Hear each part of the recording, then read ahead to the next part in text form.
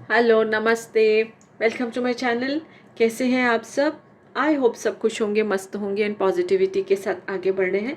तो व्यूअर्स, जो हम ये रीडिंग करने जा रहे हैं, अभी करने लगे हैं, वो जनरल कलेक्टिव रीडिंग है, किसी की इंडिविजुअल रीडिंग नहीं है।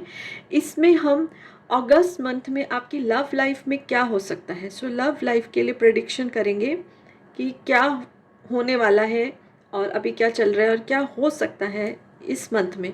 ओके, इसे टाइमलेस रीडिंग नहीं है, इट इज़ फॉर अगस्त 2023, लेकिन जनरल कलेक्टिव है, किसी की इंडिविजुअल रीडिंग नहीं है। ये जेंडर स्पेसिफिक नहीं है, इसको कोई भी देख सकता है, किसी के लिए भी देख सकता है। अगर आप किसी और पर्सन से मैरिड है बट आप किसी और पर्सन से कनेक्टेड फील करते हैं, अट्रैक्टेड फील करते हैं और उनको मन में लेके रीडिंग देख रहे हैं कि उनके साथ कैसा रिलेशनशिप रहेगा, तो भी ये रीडिंग आपसे रेजोनेट करेगी। जो आपसे रेजोनेट हो आप उसको रखिए, बाकी इग्नोर कर दीजिए।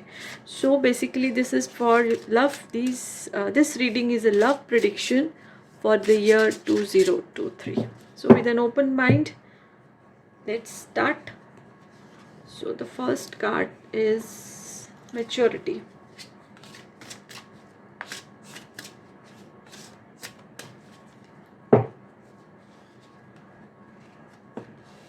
Second card is dating.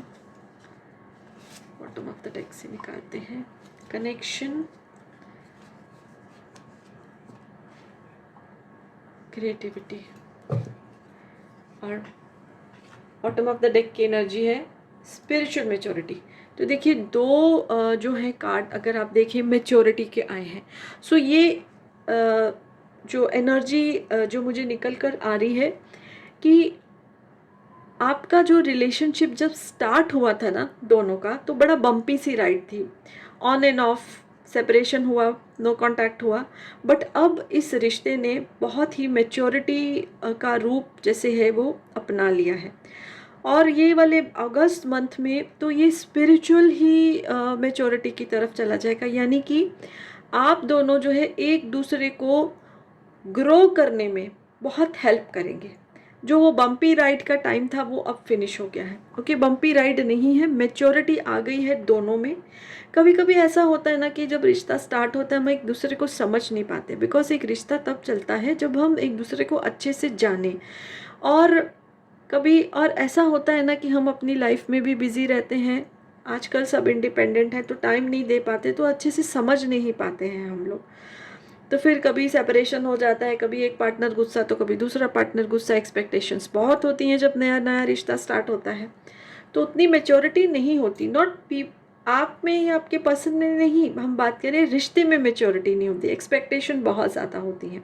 धीरे धीरे धीरे हम दूसरे वाले इंसान को समझना शुरू करते हैं, उसकी पर्सनालिटी, उसका नेचर, और अगर हमको वो सब अच्छा लगता है तो हम कुछ भी उस चीज़ को बर्दाश्त करने के हम लिए रेडी हो जाते हैं कि हाँ, मुझे इंसान चाहिए, इसकी सब खामियां और उसकी जो उसकी क्वालिटीज़ के साथ ही आप उसको एक्सेप्ट करते हैं, बिकॉज नहीं तो रिश्ता नहीं चलता, कोई भी इंसान परफेक्ट नहीं होता है। तो ऐसे ही रिश्ते में मेच्योरिटी आती है। तो मेच्योरिटी का कार्ड है, यानी कि अगस्त मंथ में आपकी जो मेच्योरिटी है will turn into spiritual maturity.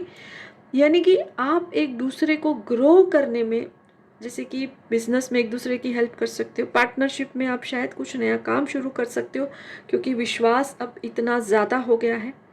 ठीक है, तो अगस्त मंथ में दोनों कोई नया मिल के कुछ काम शुरू कर सकते हैं, या एक ही कंपनी में अगर हो सकता है जॉब भी ले सकते हैं, और स्पिरिचुअली भी एक दूसरे को ग्रो करने में आप हेल्प करोगे। या तो आप अपने पार्टनर को कोई मास्टर के बारे में बताओगे, स्पिरिचुअल मास्टर के बारे में, या तो आपके पार्टनर ऐसा कर सकते हैं। और अब आपको बहुत इंटरेस्ट आएगा कि आप कोई स्पिरिचुअल रिट्रीट पे भी जा सकते हैं। डेटिंग का कार्ड भी आया है, तो डेटिंग पर भी जा सकते हैं, यानी कहीं छुट्टी मनाने जा सकते हैं इकट्ठे साथ में, शायद ग्रुप ऑफ फ्रेंड्स हो पर आप दोनों भी साथ में होगे, ऐसा आया। तो अगस्त में ट्रैवलिंग की भी एनर्जी है। आप मतलब ऐसा डेटिंग इन द सेंस जैसे डिनर लंच पे नहीं, बाहर कहीं जाओगे, वो स्पिरिचुअल रिट्रीट भी हो सकती है। यानी कि चलो हम कोई जैसे आजकल चलता है योगा के कुछ डेज होते हैं, मेडिटेशन के जैसे 1-3-4 डेज का मेडिटेशन का कोर्स होता है, विपासना का कोर्स होता है, बहुत सारे कोर्सेज होते हैं। तो आप सोचोगे कि अब हम दोनों इकट्ठे ही उसमें जाते हैं, वो भी हो सकता है। कहीं छुट्टी मनाने भी जा सकते हो, लंच डिनर पे, डेट पे, मूवी डेट पे, वो बहुत ज़्यादा होने वाला है अगस्त मंथ में। ओके, और जैसे मैंने आपको बोला कि साथ में आप कुछ काम भी शुरू कर सकते हो, तो क्रिएटिविटी का कार्ड भी आया है। ओके, नया कुछ साथ में क्रिएट करोगे, साथ में मिलके नया बिजनेस या कोई ऐसी जॉब में आप करोगे जहाँ पे आप दोनों एक टीम बन के काम करोगे। सो क्रिएटिविटी का भी आया है। एंड सब चीज़ों का जो एक जिसे बोलते हैं ना समरी है या सार है कि connection will become very strong. All these factors, all these things will make your connection very strong. ऐसे ही मेच्योरिटी तो आ ही चुकी है इस रिश्ते में। जैसे बम्पी राइड स्टार्ट हुई थी ना कि on off, separation, no contact, ठीक है, वो तो is the thing of the past, वो तो ख़त्म हो गया है।